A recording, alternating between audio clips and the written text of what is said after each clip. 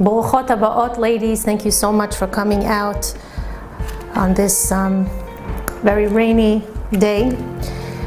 But rain is bracha, and it causes everything on the Adama to grow. And being that tonight begins Tu B'Shvat, the rain is obvious. It's the beginning of the growth cycle. We should see only Yeshuot coming from the rain, Bezrat Hashem. Want to thank you all out there, especially for whoever's logging on to olsara.com. Thank you so much for tuning in, all the viewers. You're amazing. You're always finding time to draw out inspiration by logging on and listening to shiurim, and we commend you for this. Yishar koach. You should continue to log on, whether it's a Torah Anytime or olsara.com, whichever Torah site gives you the inspiration that you need. Ashrechem.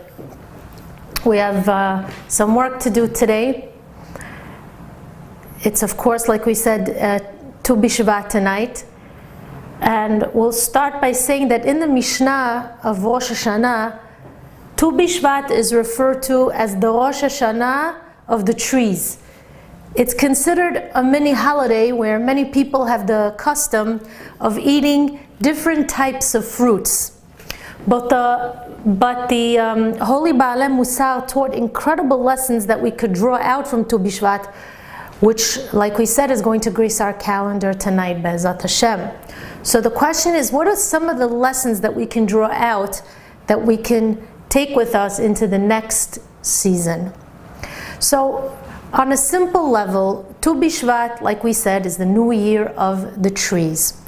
But more significantly, since man is compared to the trees of the field, as it says in Sefer Devarim, Ki Adam Etz HaSadeh, there has to be some connection that's related to us. So first and foremost, we're told that Tu B'Shvat falls out smack in the middle of the winter. This is the season where we see that the trees are barren and there's barely any sign of life. The streets and the fields are usually covered with snow, which depicts the element of winter. And yet, when this day on the calendar arrives, Tu B'Shvat, we also sense a sort of Tchayat HaMetim. There's a revival of what seems to be dead. Before we know it, the crops start to grow and many vegetables start to sprout forth from the fields, from the Adama. Something happens underneath the Adama where life-giving sap begins to work its way up through the trees to give them all a new beginning and restore them to their original beauty. And we see this actually coming to life through the flowers that start to blossom shortly after the winter, the fruits that begin to grow on the trees and all around right after this Zman. And like we mentioned earlier, man is compared to a tree. Ki Adam Etz HaSadeh. It seems that we too, the human beings, we can at times feel as if we've been totally stripped of life. It can feel as if there's not much of a connection between us and Hashem or us and His Torah. We feel dead inside. Ladies, our life is the same.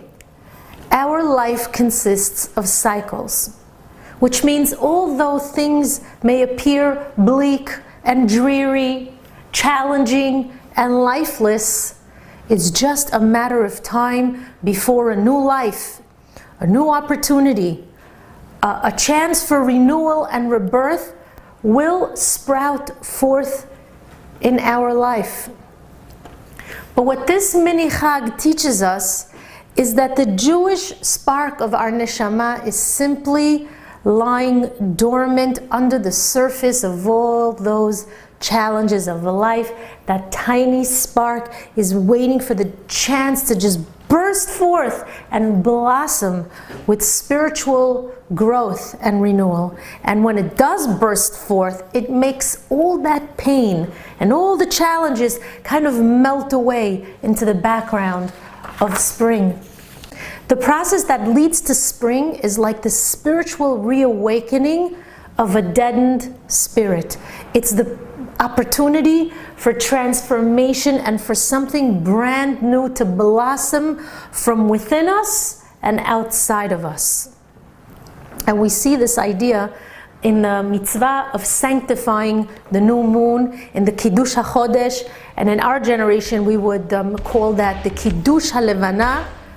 You see that at the end of the moon's cycle, if you look up at the sky, you're going to notice that the moon appears as though she's at her end, with just a sliver. So one could assume that we'll never see the moon again. It seems as though it's hidden.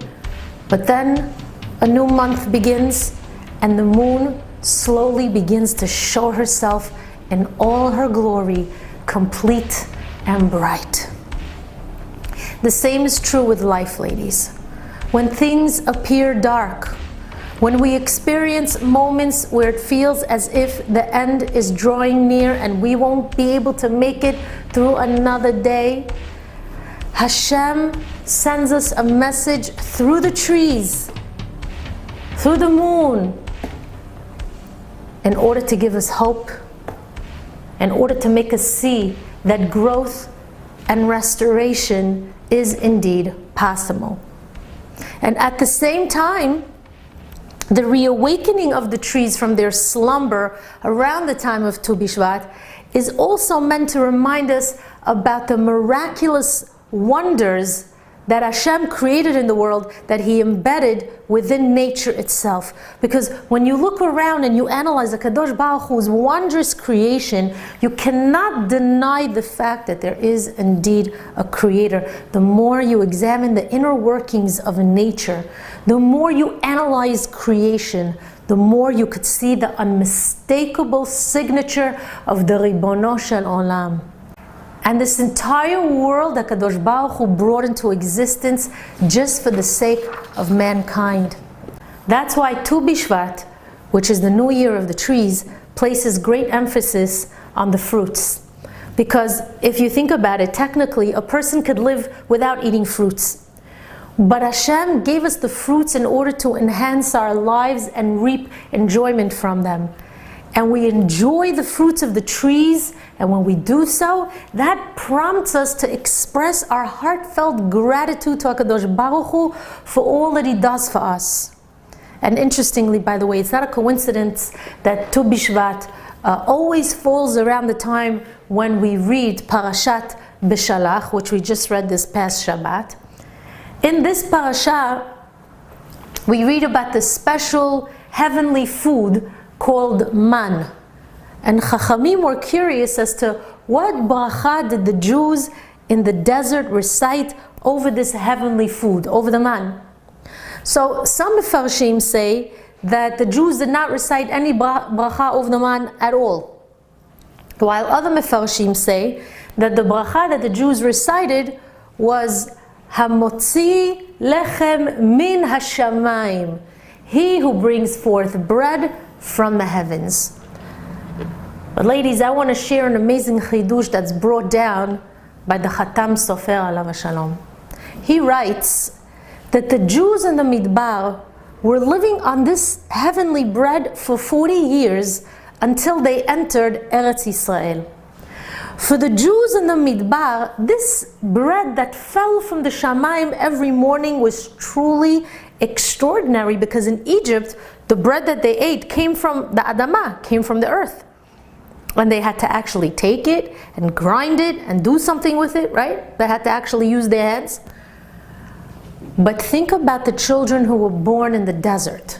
Not the ones who came out of Egypt. The ones who were born already at the time of this ness. They grew up with the man falling from the heavens. For these children who were born in the Midbar, for them, the man that fell from the sky, that was a natural part of their life. This was the norm for them. But then when the Jewish people entered Eretz Yisrael, the man stopped falling from the heavens. And for the first time in 40 years, Am Yisrael experienced the phenomenon of bread coming from the Adamah. The new generation that was coming into Eretz Yisrael, that didn't come out of Egypt, that was born in the desert, You know what they thought to themselves when they entered Eretz Yisrael and they realized this phenomenon of bread coming out of the Adamah? They were like, wow, look at this wondrous phenomenon. You put a seed into the ground and eventually it sprouts forth into stalks of wheat, which we turn into bread with our own hands. What a pele plaot! What a wonder! For the parents of these children who were born in the desert, bread coming from the Adamah, that was nature. For them it was a natural thing. But for the children, it was considered the biggest miracle. And the opposite was also true. What was natural for the children in the Midbar, where bread fell from the heavens, for the parents, that was considered a nes. That was a miracle. Says the Khatam Sofer, what we learn from this is that everything in nature is one big miracle. And if it weren't for the fact that we get used to things, we get used to life, we get used to the daily routine, we wouldn't take things for granted and we'd realize how everything around us is one big miracle, from the tiniest seed that's planted into the earth, to the rain that falls from up above, to the trees that blossom in the spring, to you, to the human being. You know, there was once a woman who had a meeting with Rav Pam, alav hashalom, and he realized that she was a Ba'alat Tshuva. So he asked her, well, what motivated you to take upon yourself the all of Torah, the yoke of Torah, and all the mitzvot? And she explained that she had a PhD, a doctorate in chemistry. And one day she was engaging in a basic laboratory experiment where she was studying the molecular makeup of a drop of water. And as she was analyzing this drop of water, she came to the realization that this could not have happened by chance. There had to be a creator who brought into being the infinite and complex organisms of life. So she decided to be more observant, and she visited her local Reformed synagogue. But obviously she quickly realized that Reformed Judaism is exactly the way it sounds, ladies. It's reformed. You have to look very hard for the Judaism part in a Reformed temple. So she moved on to a conservative synagogue, and there also she felt very empty and unfulfilled. And in a fascinating chain of events, which is not for this class, she discovered authentic Yahadut, and she became a devoted Bat Yisrael. But the point is, what made all of this happen? You know what made this all happen? A drop of water. Tipa shel mayim. Ladies, if a person would think about the greatness of this world and all that's in it, if you'd realize how nature is calling out to you that there is a God, you'd daven better. You would learn Torah with a lot more fervor. You'd run out of your house to go to shiurim. You'd feel closer to Hashem. This is something that David HaMelech alav hashalom wrote in Sefer Tehillim.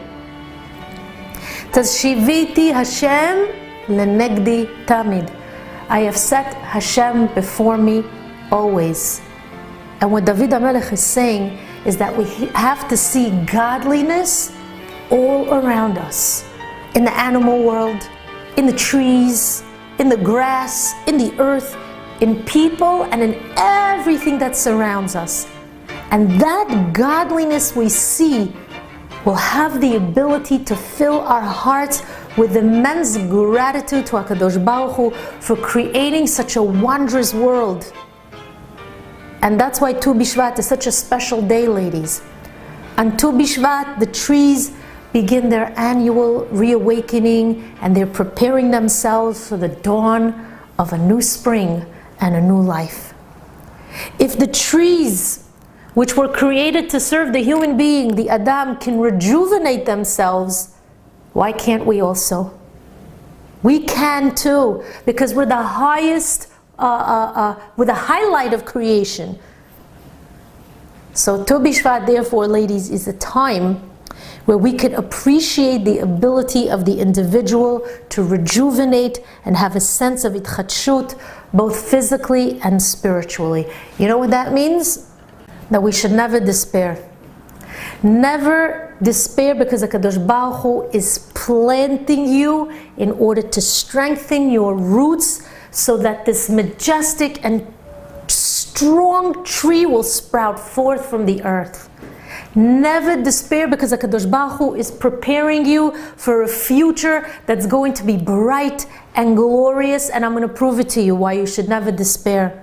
The word hayaush, which means the despair or desperation, is equal to 328 in Gematria if you do the following calculation. If you take the sum of the letters, Hey, Yud, Aleph, Vav, Shin, that equals to 322. Then you add the whole word itself. There's one word, that makes it 323. Then you add the number of letters in that word. There are 5 letters. 323 plus 5 brings it to a total of 328. 328 is the same gematria as the words Tu Bishvat. You know what that teaches us? What it teaches us is that through the lessons of Tu Bishvat, we could overcome the despair and that feeling of giving up. Never give up. Tu Bishvat equals hayaush, which means Tu Bishvat is here to teach you a very big lesson. As a matter of fact, the Kotzker Rebbe, Alav Shalom, explains that a person who experiences yaush, despair, a person who's giving up, he has no hope, he feels that way because his da'at, his sechel, is somewhat compromised. Because if you used your da'at, if you used your knowledge of the world correctly, you'd understand that there's still hope no matter what you went through in life. Your da'at would tell you that. But if your da'at is compromised for whatever reason, you're going to feel a sense of despair. And perhaps this is the reason why Tu Bishvat is just 30 days away from Chag Purim in a regular yearly cycle. Tu Bishvat teaches us never to give up hope, because look at the story of Purim. Even when Am Yisrael was facing such a devastating gezerah and they were certain that Haman was going to carry out his extermination plot against them, HaKadosh Baruch Hu turned the tables around, and it was Haman who was hung, and the Jews were victorious. What do we say? La Yehudim hayta ora v'simcha v'sason v'ikar ken tiyeh lanu. Now, the fact that Tu Bishvat is always positioned on the calendar to appear around Parashat Beshalach, that's very significant, because in this past week's parasha, HaKadosh Baruch Hu split the sea for Am Yisrael, and He drowned our enemies in that very sea. And we know, we call it Shabbat Shirah. The Jewish people began to sing a song of praise to HaKadosh Baruch Hu known as Shirat Hayam. This is a song that has been sung for generations, and we're going to be singing that song again when the Mashiach comes, Be'ezrat Hashem. And just like on Tu Bishvat, which occurs in the dead of winter, yet beneath the ground, HaKadosh Baruch Hu is revitalizing the tree and preparing it for its new stage of growth. So too with us, with Am Yisrael. We sang the song of salvation as Yashir, and we also sang it just days before Tu Bishvat, in our case a day before Tu Bishvat, to show that no matter how bleak the situation may appear, we have to be optimistic and trust that HaKadosh Baruch Hu is creating the salvation beneath the surface. But like I told you, you have to be careful from the despair and the bitterness that might creep up on you when you're challenged with nisyonot. You have to be weary of the Yetzer Hara that urges you to feel a sense of hopelessness and gloom. In this past week's parasha, Parashat Beshalach, we just read it this past Shabbat. What does the pasuk say? Vayava'u marata ולא יכלו לשתות מים ממרה. The Jewish people arrived at a place called Mara, and they could not drink the water there. Why not? Says the pasuk, Ki marim hem, because the waters were bitter. The Holy Baal Shem Tov Alav Shalom offers us an amazing chidush, ladies, that when I read it, it felt like such a tremendous lesson of life. You have to hear this. The Baal Shem Tov says that the words Ki marim hem, because they were bitter, does not refer to the waters. It refers to the Jewish people. You hear this? In other words, since the people were bitter and depressed that they had to live now in a barren desert, they projected their attitude and their feelings to the outside elements, and therefore the waters became bitter as well. The waters were not really bitter according to the Baal Shem. Rather, the bitterness lay in the people's perception of their current life situation. So it's at this point that Bnei Yisrael started to cry to Moshe Rabbeinu alav shalom, and they complained that the waters were too bitter to drink. What did Moshe Rabbeinu do? He cried out to the Ribono Shel Olam, and Hashem, what did Hashem do? He showed him a tree. Very interesting.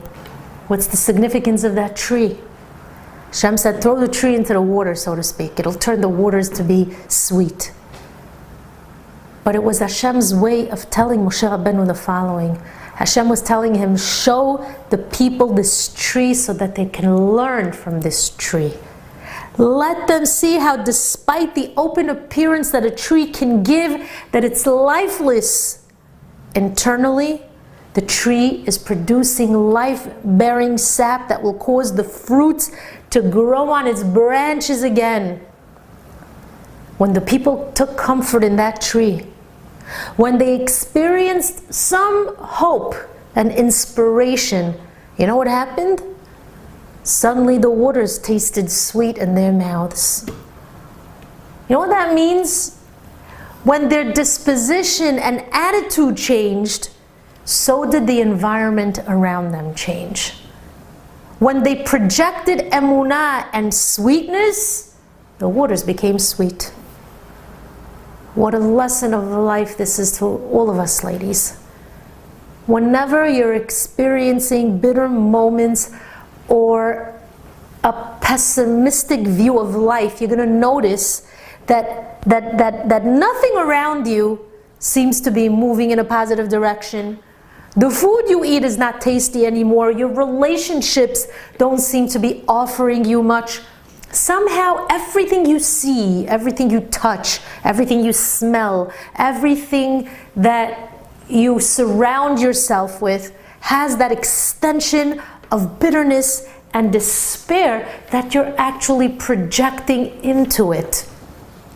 And that is such a powerful and deep lesson of life, ladies, because when you have emunah and your faith guides you to the place of renewal and hope, when you feel hopeful, when you make yourself happy and you're certain in the miracles of Hashem, when you cling to the tree of life, which is the Torah HaKadoshah, and you draw from its inspiration like you do every single week when you come to these classes, or like you ladies do out there at Torah Anytime, or when you log on to oholsara.com, that's what's going to give you renewed hope and optimism that you need in order to create life.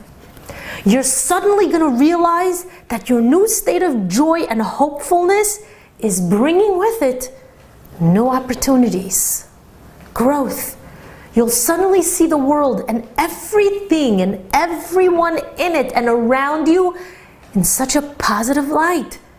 Even the nisyonot that you go through are going to taste sweet. This is the lesson of the trees. This is the lesson of Tu B'Shvat, ladies. I want to go over the Tu B'Shvat Zgulot before we end, so you all have it, because some ladies wrote to me that they don't remember. And I will tell you that whoever wants to go over the sgulot and the tefillot that we say on Tu B'Shvat, you could log on to ohelsara.com, www.ohelsara.com. You're going to see right in the front the Tu B'Shvat section.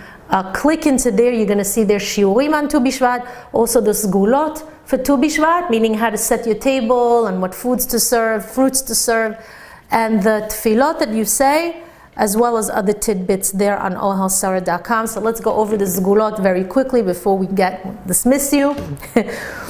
Okay, so first and foremost, Rav Mordechai Eliyahu Alav Shalom tells us that there's a holy sefer called the Pri Etz Hadar, where they discuss the minhag of the Mekubalim, which was to prepare 4 plates that consists of 4 different varieties of fruits, preferably 4 to 10 fruits on each plate, but that's not a must. That's really not a must. So let's start with plate number 1, which should consist of fruits that you could eat both the fruit and the peel. And an example of that would be grapes, figs, apples, pears, berries, goyava for some of us. And we make the following bracha on these fruits. And we say, Yehi ratzon, shnihiye yafim mibachutz veyafim mibifnim. That we ask Hashem that He should give us the zechut to be beautiful on the outside as well on the inside, like these fruits, that the outside and the inside are tasty, that we could eat them both. Sheyeh tochi kebar'i. That my inside should be like my outside. It's very important, ladies, you can understand why. We had this in one of our summer shiurim, where we said that HaKadosh Baruch Hu, His hope for you is that the person you are on the inside, which is your neshama, which is holy, is the person that you project on the outside. Meaning that when people see you, they can sense who you are on the inside. And that you shouldn't be a person that somehow is conflicted between the inside and the outside, where your inside is so pure and so holy, but the outside does not project that, either because of the lack of tzniut, either because of your mannerisms or the manner in which you behave. The inside and the outside should be the same. Sometimes it's the opposite. The outside appears as if you're the biggest tzadikah on the planet, but the inside might be rotten, right? We could speak lashon hara, we're doing things we shouldn't be doing. So we daven to Hashem that HaKadosh Baruch Hu should give us the opportunity to be equal on both fronts, the inside and the outside. That's plate number 1. Plate number 2, the second plate, should consist of fruits where the outside is eaten, but the inside has to be thrown away. For example, olives, meaning the outside can be eaten, the pit is thrown away. Dates, peaches, plums, cherries, a mango would be a good example of this. And we make the following bracha. After we make the bracha itself on the pri, we say, Yehi ratzon, sheniske lehotzi mitochenu. We say, Hashem, let it be that we should be zeicha to take out from within us et kol hadvarim she'en bahem tzorech, all the things that are really unnecessary, that are kind of bad inside of us. Kegon, like sina, hatred, kina, jealousy, atzvut, sadness, tacharut, competition, tina, coveting, what somebody else wants. So important, ladies, that we ask HaKadosh Baruch Hu that pit inside of our heart that's creating the competition and the jealousy and the hatred for other people. Hashem, we want you to discard that, so that the only thing that's left within us is the good part of the fruit, the good essence, our good essence. That's plate number 2. And again, I want to remind everyone, I'm going over this with you, but you can log on to ohelsara.com, and in the Tu B'Shvat section, you'll have this all mapped out. It's all in writing. You could actually print it, brachot, sgulot, everything. Plate number 3 should consist of fruits that the outside is thrown away, but the inside can be eaten. For example, a pineapple, a limon, walnuts, almonds, pistachios, a grapefruit is a good example, a kiwi, coconut, v'chule v'chule.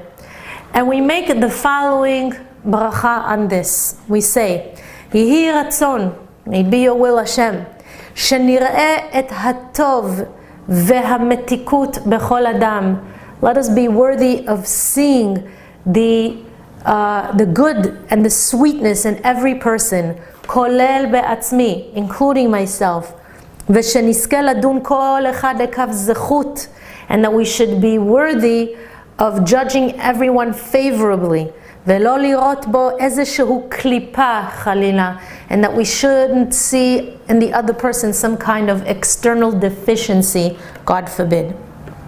Ladies, you know what this is teaching us? That sometimes we judge people based on what we see on the outside. We judge them, we criticize them, we make our conclusions concerning them. The outside may not look so great, but inside they might be such holy and special people. Therefore we ask Hashem that we should be able to discard what we see on the outside and see only what the person's essence truly is. And you can, by the way, take this lesson into your Shalom Bait. V'hamevin yavin.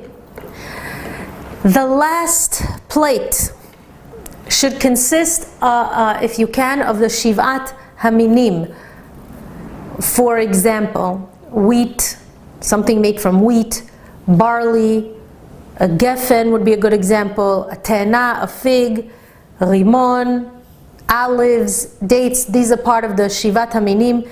And it's enough, by the way, merely to look at the various minim, since you can sometimes alternate them between other plates. It's not a must to eat them. Okay? So let's go over some of these Shivat Haminim so you understand why they're on your plate. Chita. Chita is wheat. Chachamim say you should ask for peacefulness. Chita is a sgula for using your sechel appropriately for binah, for understanding, and for success in your learning. It's also a time where you can ask for parnasa tova. From the chita, we make bread, which is our livelihood and sustenance, so it's a sgula for parnasa. Barley, it's a good time to ask for shalom bait. An isha sota would bring a korban of a certain amount of barley to her husband as an appeasement for the fact that she was accused of adultery against him. And most often, oftentimes, the woman was released from the accusation. She was actually not guilty. And then she was zeicha to give birth to a baby boy, to a ben zachar. So barley is a good sgula for shalom bait. Geffen, the grapes. You could use wine for this, grape juice, raisins even, grape leaves. Geffen is a sgula for a zivug hagun. It's not for naught, by the way, that we sing Inve hageffen be'inve hageffen at a wedding, ladies. And geffen also represents reproduction, because what does it say? It says eshtecha ke geffen pori'ah, that your wife should be like the grape that's very fruitful. So you ask for children. Ask for children when you're eating the grapes as well. The figs, Chachamim say, is a sgula for patience, and Lord knows we could all use that, especially a woman, right? When figs grow, there's no designated time when they all become ripe and ready for the picking, by the way. You have to have such patience to go out and constantly check the trees, the fig trees, every time. Take a little at a time, and then the trees continue to produce the figs, and you have to go back out again and check and come back in. For that you need a lot of patience. Therefore, ladies, figs is a sgula to ask the Ribono Shel Olam for patience. Rimon, the pomegranate. The rimon, if you notice, has the color, Chachamim say, of a person's lips. Eating a rimon is a sgula to guard your mouth from speaking lashon hara and divrei rechilut. So ask Hashem. Then we have olives. You could use olives or even olive oil. Now, what do we know about this? Now, just as the grape leaves don't fall off the tree, right? We should ask that our children should never fall too far from the tree as well. Eating olives or tasting olive oil is a sgula for children that are going to be tzaddikim one day.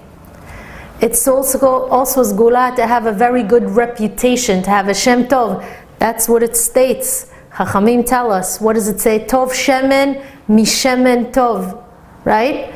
And in addition, olive oil is also a good sgula for a good memory. Even though, by the way, eating too many olives creates forgetfulness, but then if you drink the olive oil, it says it brings you back the memory. So it's daven for HaKadosh Baruch Hu should give you a good memory, so you should remember the shiur and give it over. And isn't it wonderful, by the way, if this would be like 25 years ago, 30 years ago, you'd have to actually sit here and take notes, which some of you do, and I know you guys do also out there at Torah Anytime, or Sarah.com as well. But now we have this technology where you could just press play again and listen to the whole shiur all over again. That's fascinating. But dates, let's talk about dates. Dates is a sgula for greatness and for success. When a date grows on the tree, Chachamim tell us that its heart faces the heavens.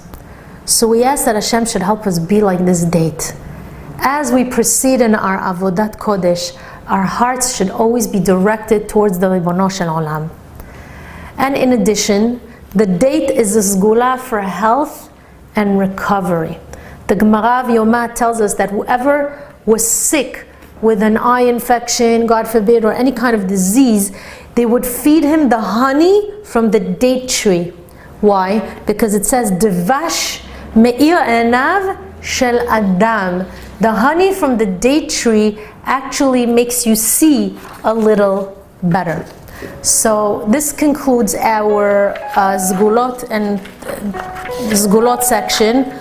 So I want to wish you all, ladies, but before I wish you, I want to remind you again, anybody who wants to listen to what we spoke about today, all the Zgulot and some of the brachot that you're going to see there, the Yiratzons, also on the ohelSarah.com site. We invite you to take a look and see. I wish you all a Tu Bishvat Sameach filled with brachot and yeshuot. It should be a seasoned. I wish you all a Tu Bishvat Sameach filled with brachot and yeshuot, a season of renewed hope and growth. And Be'ezrat Hashem, we should merit to see the miracles of this new season coming to life bekarov with the coming of Mashiach. Amen ken, Yehi Ratzon.